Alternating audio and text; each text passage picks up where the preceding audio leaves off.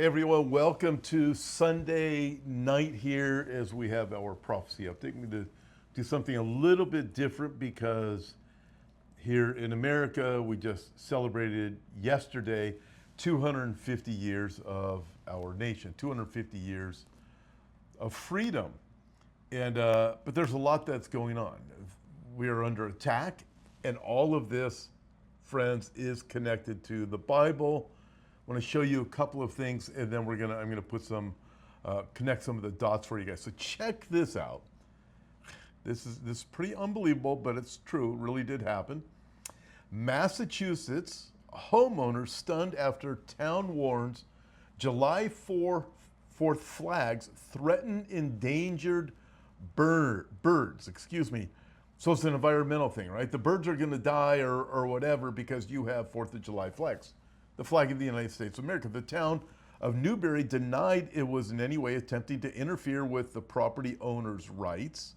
Residents of a coastal Massachusetts town say they were warned that flying flags on their own properties could violate endangered species laws. No, I'm not making this up.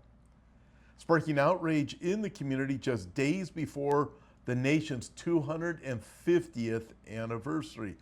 Plum Island homeowners recently received a notice from the town of Newbury warning that it had become aware of the use of devices and materials intended to deter protected shorebirds from using local beach and dune systems. The letter listed Mylar streamers, flags, the American flag in this case, reflective materials as examples of such devices. So, I mean, you start working through this, and it really is one of those, are you serious? Because we can see how everything is going. We are watching the Somali flag being raised in all these different cities here in America, one of them being Boston, which is in Massachusetts. So you look at that, we see the Hamas flag, we see the Palestinian flag, you see these things everywhere. You see the LGBTQ flag, you see the transgender flag. Do you think if any of them were raised, just a question, just food for thought, if any of those were raised, would the city be upset? Or is it just what's happening over in England, for example? Well, you guys have seen the videos when somebody in England raises up an England flag, they got to take that thing down while you have people that are bowing down to Allah in the middle of the street and carrying some kind of like a Hamas flag. And you go, wait a minute, you can't have an England flag and you live in England? And so what's really going on in America? That's a really good question, and I think we really need to think through something like that also, especially here, 4th of July. I want to bring up something else to you too. This is very concerning, and then we're going to connect it with the Bible. So M.A. Rothman, by the way, I want to thank M.A. Rothman. He has some fantastic articles that he writes and posts that he makes. But thank you. I'd love to meet you sometime. But he writes, the plan to overthrow America, Democrat operative on camera, win 2026, impeach Trump and Vance, and install Hakeem Jeffries as president, regardless of what your thoughts are on Trump or Vance, right? But you need to listen to this. Whether you're pro-Trump or anti-Trump, whatever, or Vance or whatever, you need to listen to this. A Democrat speaker addressing the Get Out the Vote rally was captured on video, spelling out exactly what Democrats intend to do if they win back the House and Senate in 2026. No ambiguity, no metaphor, just the blueprint. You guys, listen to this. This is what he said. You guys do understand that if Democrats take the House and the Senate in midterms, that in January, think through this, folks. If you're in America, why is this happening? I'm going to show you biblically why this is happening. That in January, we believe Trump will be impeached successfully, and probably J.D. Vance will be impeached. And at that point, the Speaker of the House would be Hakeem Jeffries, which would then assume the role as the President of the United States. Read that again, he says. The plan isn't to beat Trump at the ballot box in 2028. The plan is to win both chambers in 2026. Immediately impeach the sitting president, immediately impeach the vice president, and hand the White House to Hakeem Jeffries, who never won a national election through the constitutional line of succession. This isn't fringe conspiracy. This is a Democratic operative on camera explaining the strategy to their to their president, to their base. So I mean, you look at this, right? Well, why are these things happening? What about the flags? What's really going on? And we know that pretty much the Western world is facing this. So why is the Western world being taken down? What's going on with America? Let me read the Bible to you, and then I'm going to connect some more dots for you in just a minute. Matthew chapter 12, this is Jesus talking. He's talking to the religious leaders, and he says in verse 25, every kingdom divided against itself is brought to desolation. Every city or house divided against itself will not stand. So if it's divided, it's not going to stand. Where are we now? So Tucker Carlson says, hey, we're going to start another party. What's really going on with Tucker Carlson? You really got to wonder about him and so many of these other highly influential social media people. They've taken Israel, they built lies and accusations, false accusations against Israel. They've gotten people on the right on board because people on the right were more supportive of Israel, people on the left were not. So left is already out there. So Tucker, why are in his like, why are they doing that? It is destroying America is what it's doing. It's a target against Israel. Listen, God is going to take care of Israel. He never slumbers or sleeps. He is the one who keeps Israel. So what's the deal with America? Why would they do this? Are you some kind of an operative? I mean, you really got to ask questions. I mean, they say, oh, we're just asking questions. Well, how about this? Let's ask this question, since we're going along the way of, oh, I'm just asking questions. What about you, Tucker? What about you, Candace? Are you KGB operatives? Because we're starting to find out the KGB has been highly involved in all kinds of things to destroy America and destroy Israel, by the way, and the promotion of anti-Semitism and the elders of Zion, that line book that was just absolutely ridiculous, full of all kinds of lies and actually plagiarized from a book written earlier. In fact, I have a whole video I'm doing just on the elders of Zion. But these things are being used, destroy America, destroy Israel. Why? What is really going on? Just asking questions, Tucker, because you're too smart. You know that Hamas is evil. You know what the truth is about Christians in Gaza. You also know what the truth is about Christians in Israel, how they've grown and grown and grown in number, and they're free to be able to worship in Israel. And they're not in Muslim countries. You know that. So what is really going on, Candace? We're just asking questions. It seems pretty obvious. Something's not right. So Jesus says if a house is divided, cannot stand. So let's divide it in half. You got Republican and Democrat, regardless of Hegelian dialectic and all that. I get it. I get it. But then you bring in another cut, right? Now we're going to have three, but just divide it. And I just read you what this operation plan is of Democrats. Okay, moving on. Then Jesus says something even more interesting. Just a few verses later, he says, how can one enter a strong man's house, plunder his goods? In other words, how can the thief enter the strong man's house, plunder his goods, unless he first binds the strong man? And then he will be able to plunder his house. So America right now in the world is the strong man, has been the strong man. It's being divided. It's going to fall.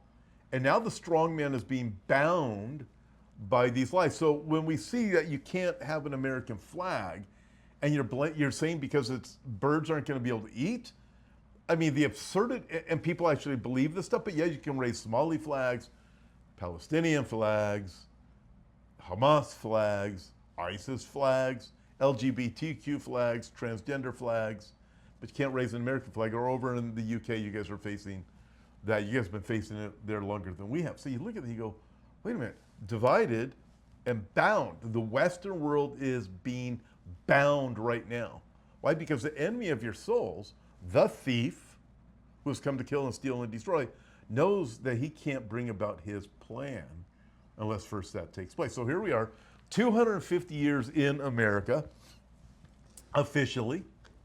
Um, we look at the Declaration of Independence, and we recognize, okay, we celebrate July 4th, 1776. I don't think it was actually signed until August of 1776, but it was on July 4th of 1776 that the Continental Congress adopted the Declaration of Independence. Okay, so with this, now check this out.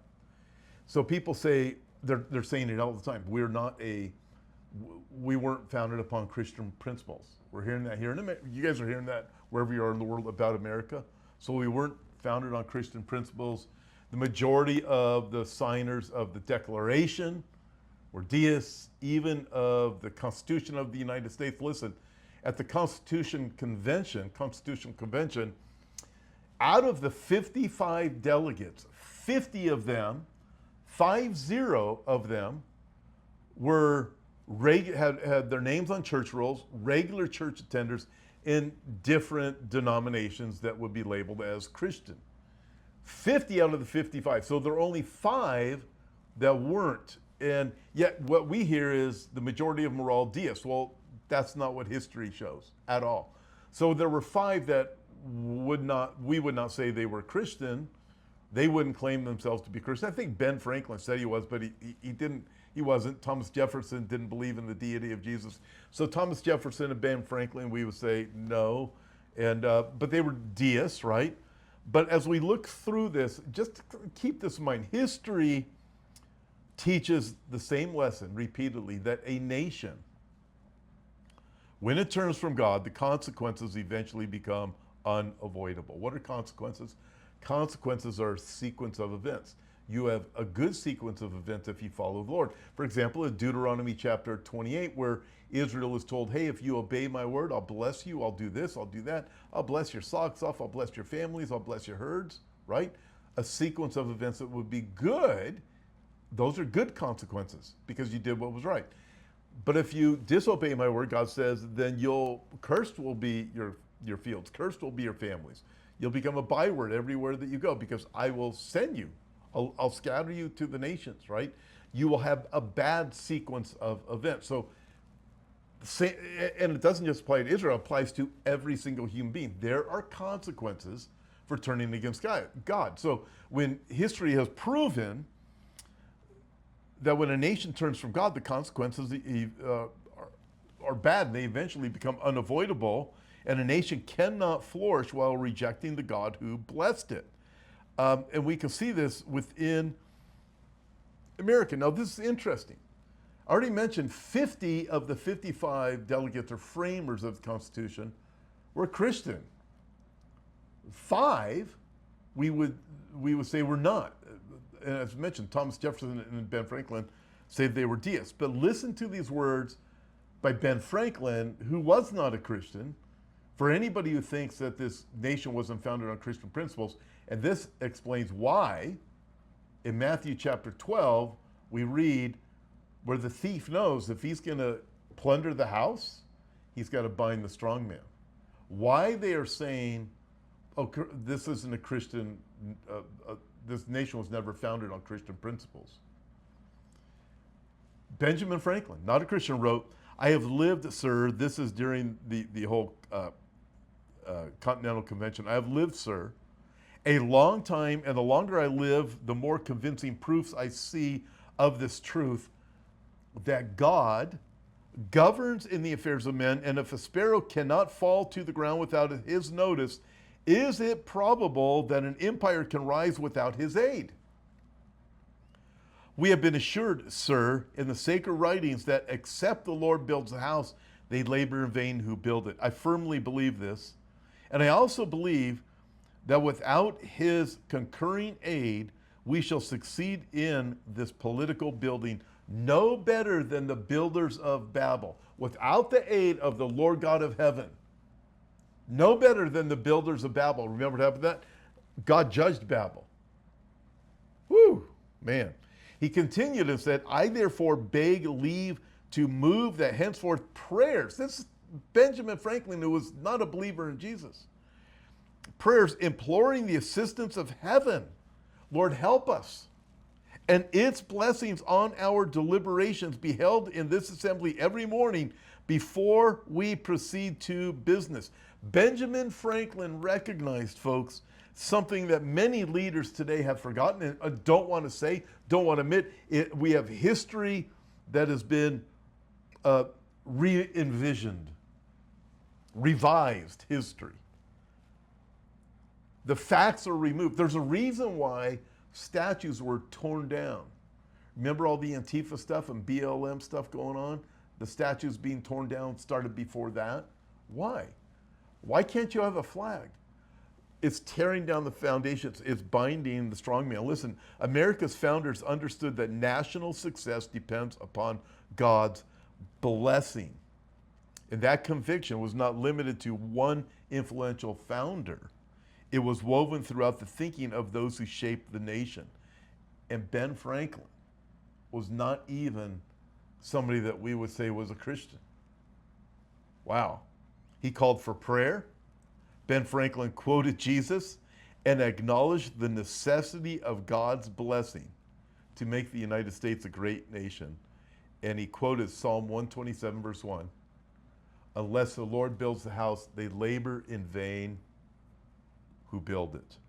So I look at this and I think, okay, where are we in this process? It appears to me that the enemy of our souls is doing everything he can to bind this nation. This nation is being divided. There's lies all over social media. Unbelievable wickedness all over social media. I don't believe the lies. Go to the Word.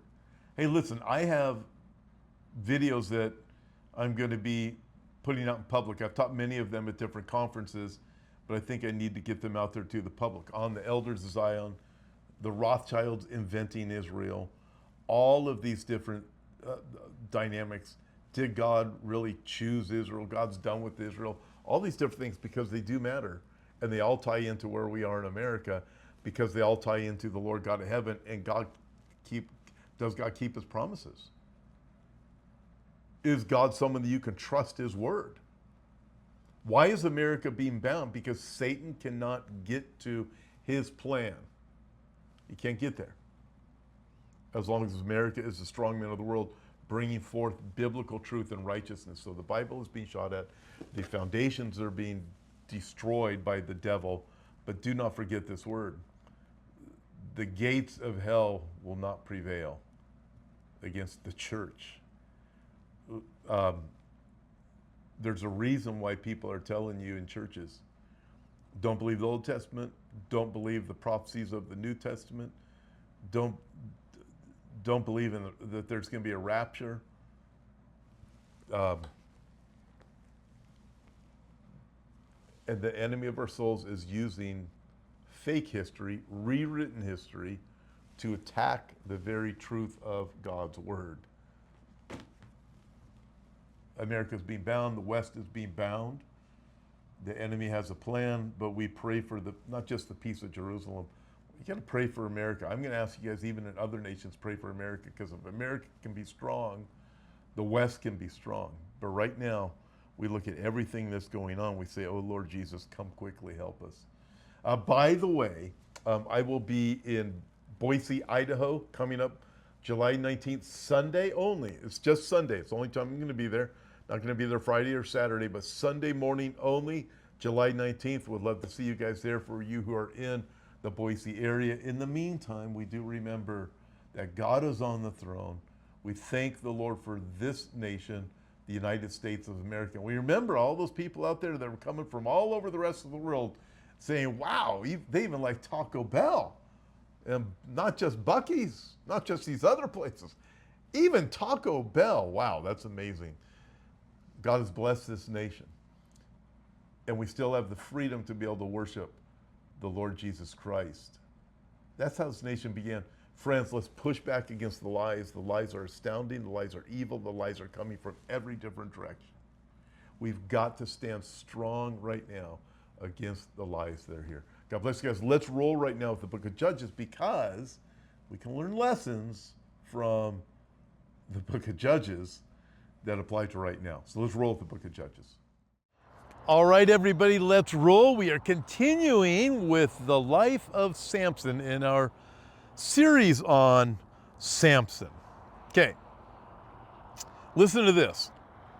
A sad but true story about someone who wished for something and got it, and then he regretted it. Keep that in mind. Wished for something and got it and then regretted it. Maybe that's you. So here it is, 1988, William Bud Post won $16.2 million in the Pennsylvania lottery. When he was interviewed, he said, "I wish it never happened.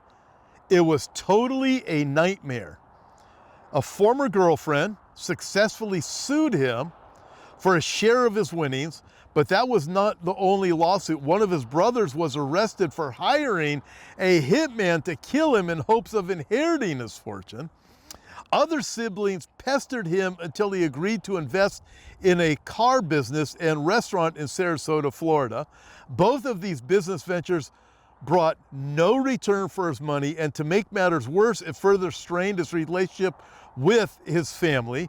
Within a year of winning the lottery, remember, $16.2 million, 1988. Within a year of winning the lottery, he was $1 million in debt and miserable. He even spent time in jail for firing a gun over the head of a bill collector. Friends, people say, "I want to win the lottery," and that's what he did, and then he wished, and it came true, and boy, did he regret it.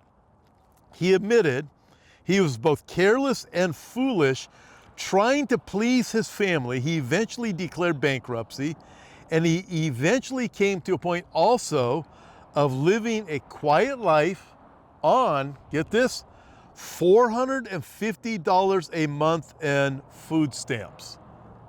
And then he died. Wow. In the interview that he had done back then, he said, "I'm tired.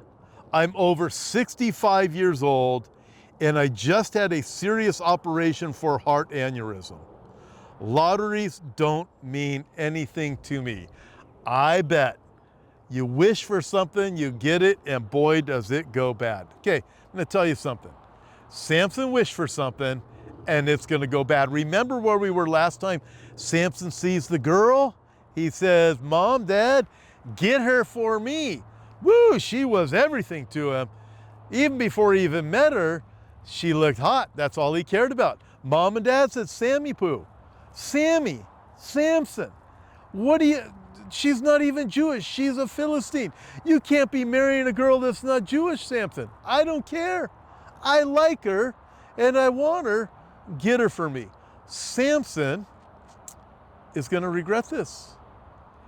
He gets what he wishes, and it doesn't go the way that he wanted. So with that, you and I, we're going to go to a bachelor party. Let's pick up. Don't worry, you aren't going to get all that stuff. Don't worry about that. But we're going there. We pick up in, what chapter are we in? We are in, I forgot. Oh, verse 10. So Samson's father of chapter 14 went down to the woman, the girl that Samson wanted, and Samson gave a feast there for young men used to do so. And it happened when they saw him that they brought 30 companions to be with Samson. So this is about the setup for the wedding and the bachelor party. That's what's going on. Then Samson said to them, "Let me pose a riddle to you." You got to hear this whole thing. "If you can correctly solve and explain it to me within the 7 days of the feast, then I will give you 30 linen garments and 30 changes of clothing. But if you cannot explain it to me, then you shall give me 30 linen garments and 30 changes of clothing." And they said to him, "Pose your riddle that we may hear it." So he said to them, "Out of the eater came something to eat. Out of the strong came something sweet. Now for 3 days, they could not explain the riddle. Okay, now if you were with us last time, you know exactly what Samson is referring to. He's referring to the lion that he killed. Remember when Samson went over the vineyard, he walked through it, he wasn't supposed to go there, he kills the lion's dead, he comes back with his mom and dad sometime later. By then, the carcass was bad, it was all this dead old, dried out carcass. Bees had made a beehive there, there was honey there. That's what he's referring to. He gets this honey, the sweetness out of it. So he gives them that riddle. All right, let's go through this. So this is about a party, it's about a wedding, about the wedding ceremony. Samson's gonna get married to the girl that he likes of the Philistines. So who is invited to this wedding and this wedding party? Notice it's Philistines. There's no Jews there. Samson, I can imagine his mom and dad must have been going, what is wrong with our son? We wanted a good Jewish boy. It all started out so good when the angel of the Lord appeared to us. Our son's going to be a Nazarite, and look at our son. It doesn't go good. Verse 11 tells us that the Philistines provide Samson with 30 companions or friends. So 30 men are walking with Samson, the big feast, the big bachelor party, the big wedding, 30 friends. But there's tension in there. Samson knows that these aren't really friends. And realistically, the Philistines sent these 30 men as guards to keep an eye on him, to keep him in check. So it's one guy, 30 people around him, pretending to be friends. They're just keeping him in check. As the section opens, you can detect a deep sense of distrust and hostility between Samson and the group. Maybe some of them have had a run-in with Samson in the past. Remember, Samson liked hanging out in that area, and he was always a loner. You never read about Samson being with other Jewish people at all. So he's somewhat of a loner. Maybe they had a run-in with him, and maybe they realized, hey, this Samson guy's different. So they recognized we needed to keep 30 people to keep an eye on him, to keep him in check. Okay, it's gonna get weird. Things gonna get real weird. Something goes wrong. Verse 10 tells us that Samson gave a feast. This is what the young men used to do. It was a version of a bachelor party. It doesn't say there were dancing girls. One good thing out of this mess, but we do know it was a drink fest, a drunk fest. How do we know? Because the Hebrew word, get this, the Hebrew word for feast, for example, Feast of Tabernacles, means festival or sacrifice. However, in this passage here, in Judges chapter 14, the Hebrew word for feast, it is a different word. It's mishteh, and it means a drinking party, a drunk fest. It's entitled, this is not going good. He gives a drunk fest for himself and his 30 Philistines who are sent to guard him. Doesn't tell us that Samson drank. Bible doesn't tell us that. But nevertheless, he throws a drink fest. Last time with Samson, he goes to Timnah, the border town.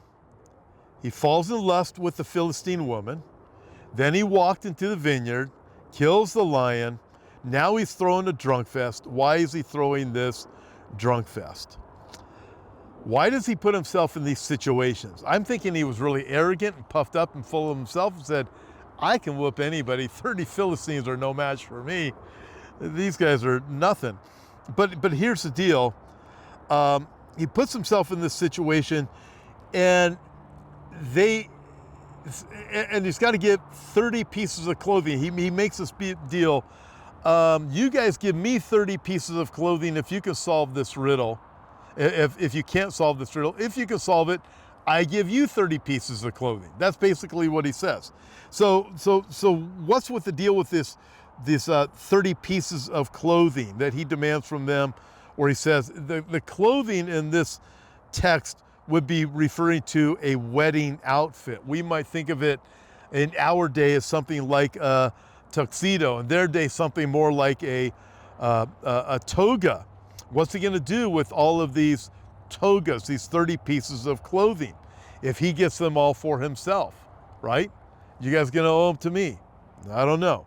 But he poses this riddle, such a strange riddle, and why does he pose this riddle to them?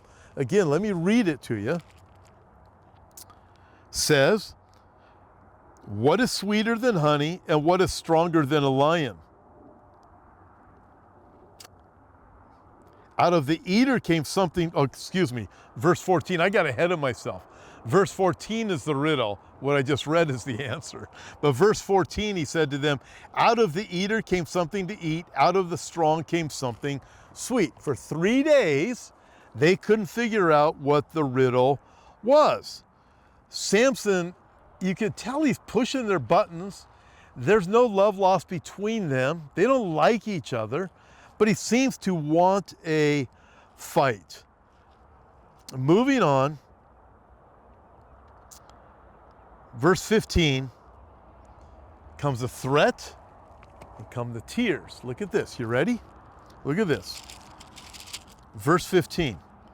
But it came to pass on the 7th day that they said to Samson's wife, wow, she's already his wife, entice your husband that he may explain the riddle to us, or else we will burn you and your father's house with fire. Have you invited us in order to take what is ours? Is that not so? Wow. You look at this coming from the Philistines. We're going to burn you and we're going to burn your father's whole house with fire if you don't work with us. That's crazy. Then Samson's wife wept on Samson and said, you only hate me. You do not love me. You have posed a riddle to the sons of my people, but you have not explained it to me. And he said to her, look, I have not explained it to you, to my father or my mother. So should I explain it to you? I mean, Samson's really kind of a jerk too. I mean, you got all these different things with him. Now she had wept on Samson for 7 days while their feast lasted. And it happened on the 7th day that he told her, because she pressed him so much, and then she explained the riddle to the sons of her people. So the men of the city said to him on the 7th day before the sun went down, what is sweeter than honey and what is stronger than a lion? And he said to them, if you had not plowed with my heifer, you would not have solved my riddle. I look at this and go, dude, there's a lot going on in this passage. I'm going to tell you this much. This is definitely not a happy wedding. Samson's bride is fearful. We don't like Samson.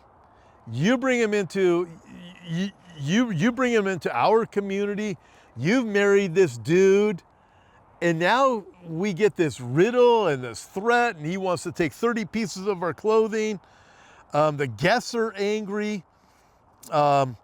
Expectations of happiness have been shattered. Samson thinks he's clever, but he doesn't understand the brutality of the Philistines. He doesn't get it. So they actually go to his wife and say, we're going to burn you. While you're alive, we're going to burn you. And we're going to burn your father's house. I mean, you look at this and you go, wow, people in that part of the world, they're the same today that they were, how many years ago was this? 3,300 years ago? 3,200 years ago? 3,100 years ago? David came at 1000 BC, 3,000 years ago. This is pre-David with Samson. You look at this and you look at what we're going to burn you with fire if you don't tell us the meaning of the riddle. So she weeps on Samson for the full 7 days. Finally, on the 7th day, he told her the meaning of the riddle because she pressed him so much. The tears, they manipulated Samson. He finally gave up. Just kept crying and crying and crying. Fine, I'll tell you what you want to hear. So he does. He goes back to Samson. He tells 30 Philistines. So you guys know what the riddle is, do you? You figured it out. And then he says this, the last verse we read, if you had not plowed with my heifer, you would never have figured it out. If you had not plowed with my heifer. So wait a minute, Samson looks at the girl, remember that? whoa, she was hot. Got to get her for me. Now suddenly he's ticked off. He calls her a heifer. Friends, I don't think that's the way to win points with your wife. I mean, goodness, if you listed all the different things that Samson did wrong and you realize he's still in heaven, you go, I'm in good shape. I'm in good shape. And then if your wife gets upset for you for something that you did or said, hey, at least I'm not like Samson. If you didn't plow with my heifer, I'm looking, dude, that is messed up. You wouldn't have solved the riddle. Verse 19, check this out. All of a sudden, the Spirit of the Lord came upon Samson mightily, and he went down to Ashkelon and killed 30 of their men. By the way, you can go to Ashkelon today if you go over to Israel, and you see these places, Ashkelon, Ashdod. You see all of these, Gaza, you see all of those areas that surround Gaza there, the 5 cities of the Philistines. So he goes down to Ashkelon. He kills 30 of their men, took their apparel, gave the changes of clothing to those who had explained the riddle. So his anger was aroused and he went back to his father's house. He's ticked. He's ticked. He goes down and he kills 30 Philistines. Takes their clothes. You're thinking, man, that is just really something kind of strange. We saw from the very beginning with the problem with Samson when the Lord was talking to his parents way back in chapter 13. And it was with Samson, the Lord said he was looking for occasion to move against the Philistines. And with all of Samson's flaws and all of the stupid things that he would do, this being one of them, he is still moving against the Philistines. None of the things that Samson did justified his actions. None of these things did. You go and kill 30 Philistines for these pieces of clothing because you wanted a woman that wasn't Jewish. You're mad at them. They don't like you, so that's what you do. None of Samson's actions justified his actions. Think of this. Even though God can make even the evil of man to serve his purposes, it never justifies the evil that men do. And here's the deal with Samson. I mean, God will use evil men to fulfill his purpose. We know this if you know how Bible prophecy works. You get to Revelation chapter 17, for example, the evil kings, the 10 kings of the last days who give their power and authority to the beast, right? It's this global beast system that's being created to control the masses because Satan wants to make himself God. We know from a few verses later in chapter 17 of Revelation, the Bible says that God put it into the hearts of those 10 kings to give their power and authority to the beast in order to fulfill his prophetic purposes. God will use evil men to fulfill his purposes, whether it be Samson or whether it be the Philistines or whatever. God allowed Samson to do what he wanted to do, even though the act was sinful. God used Samson in his messed up ways to move against the Philistines. Last verse, and then we're going to put it together with faith lessons. Verse 20, and Samson's wife was given to his companion who had been his best man. Oh, this just goes from bad to worse. So Samson's dad says, yeah, I don't like the Samson guy that you married. You're going to get married to this other guy. What faith lessons do we learn at this point? God will do what he wants to do in spite of you. God will use stupid things that you do in order to accomplish his purposes. You can experience success, but it doesn't just because you experience success. Samson had some successful things that he did. It didn't mean that God wanted him to do that. But God will still use us in spite of us. And you got to be very careful if you have success in the secular world or success in ministry, for example, and you think God is with me because look at this. I got money coming in, I got this coming in, I got that coming in. Bro, be very careful. Samson could do that. And we often look at things and we say, God must be giving me his favor. He must approve what I do. Not so. First faith lesson, you can win the battle but still lose the war. Samson did that, right? He had a bet and then he won the fight, but he lost the war, the price. He lost his wife in the process. And his pattern of Samson's life, he will win personal battles, but he loses the war. He never accomplishes what God wanted him to accomplish. David goes after the Philistines. Samson was terrible. I don't know how else to put it. He had these, he would win the battles, he would win his fights, his personal fights. So you can have success, you can win your personal fights, but you lose the war.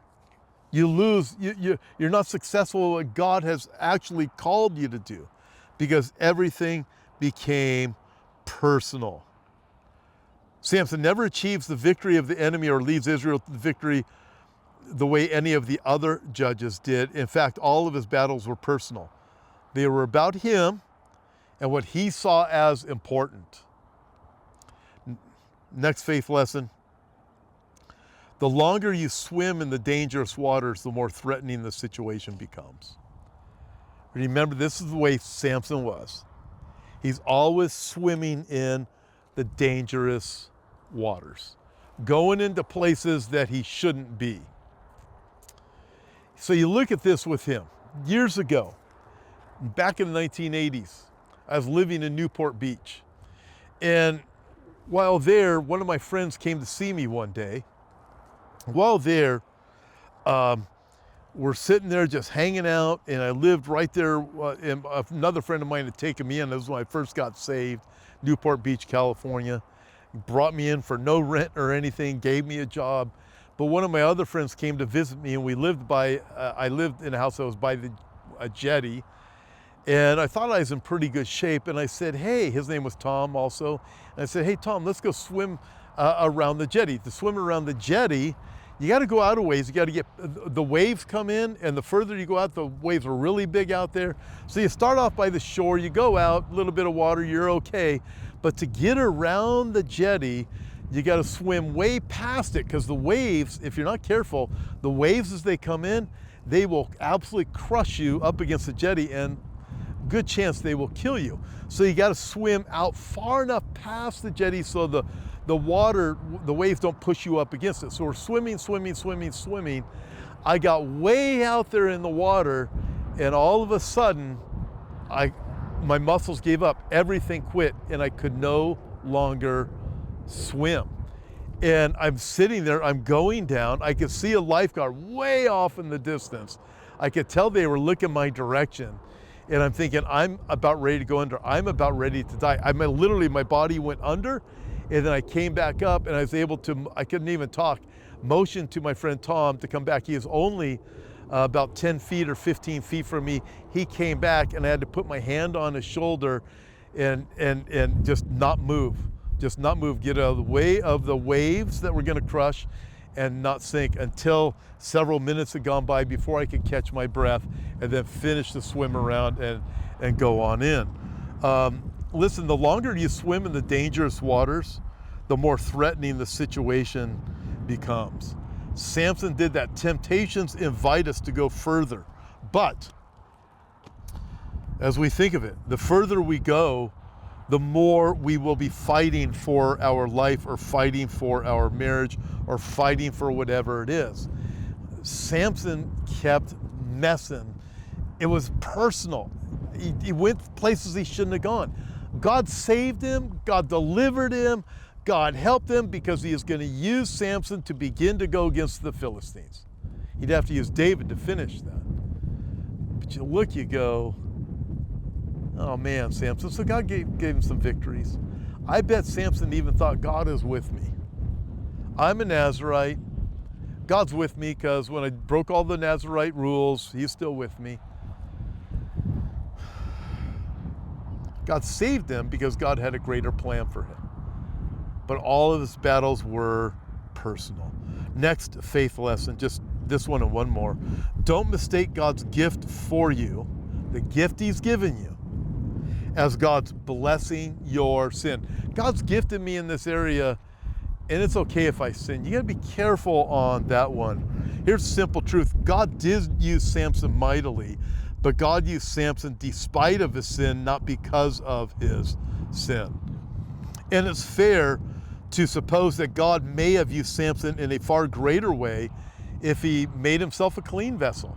How much more could Samson have accomplished if he would have done it God's way? Think of that one, friends. How much more? How about you?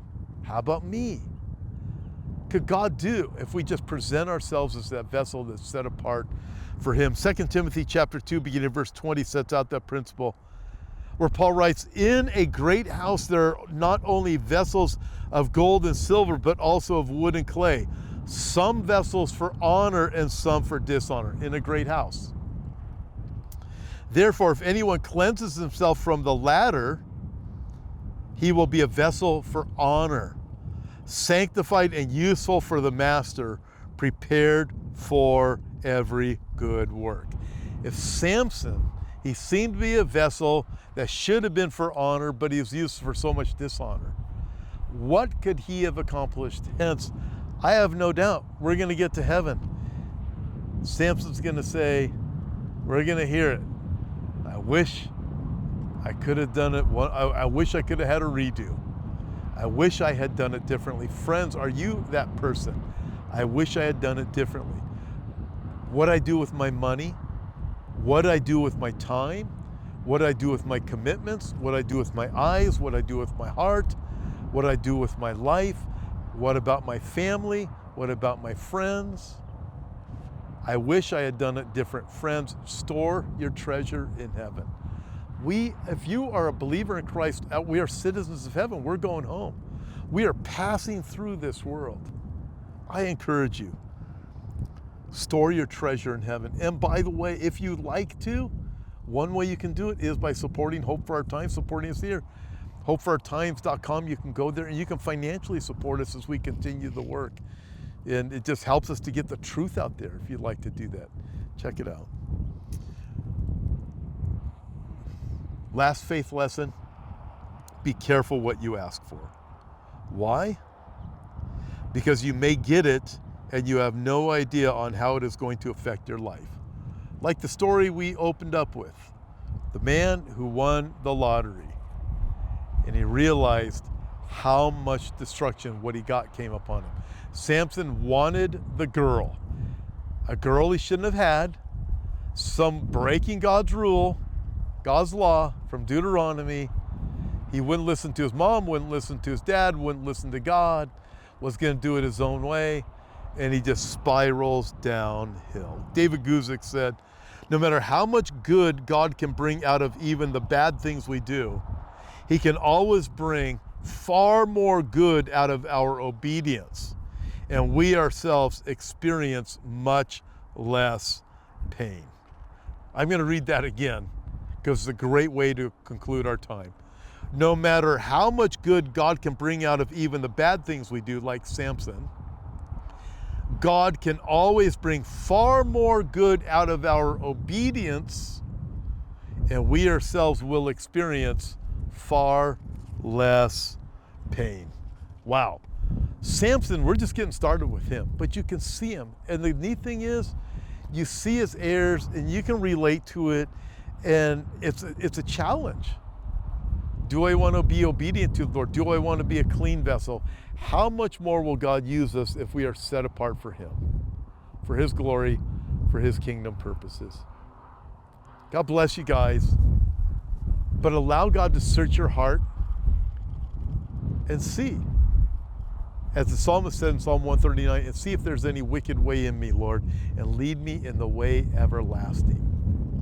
We do not want to get to heaven with regrets. We don't want to get to heaven and say, I wish I had done it differently. I wish I could have a redo, because we can't. We have one shot at life. Let's make it count. give ourselves entirely to the Lord, see what He does. God bless you guys. Thank you for joining me.